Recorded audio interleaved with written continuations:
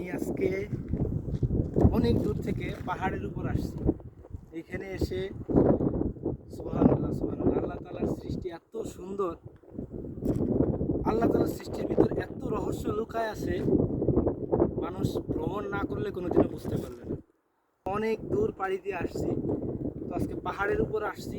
এখানে দেখেন সব পাথর, পাথর ছাড়া কিচ্ছু নাই, না আছে পানি, না আছে কিছু মাটি, কিচ্ছু নাই। আল্লাহ তাআলার সৃষ্টি এত সুন্দর, এত সুন্দর, এখানে না আসলে আমি বুঝতে পারতাম না। একটা জিনিস দেখাই কাছে। আমরা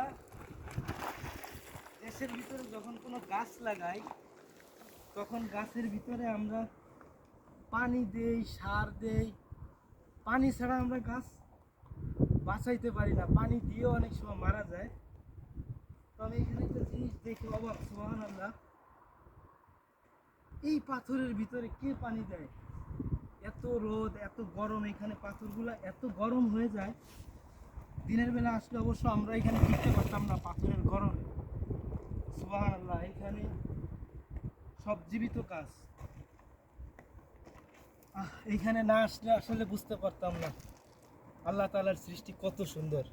এই জন্য আমাদের বেশি বেশি ভ্রমণ করতে হবে, আল্লাহ তাআলার সৃষ্টি আরও জানতে হবে, আরও দেখতে হবে, আরও বুঝতে হবে।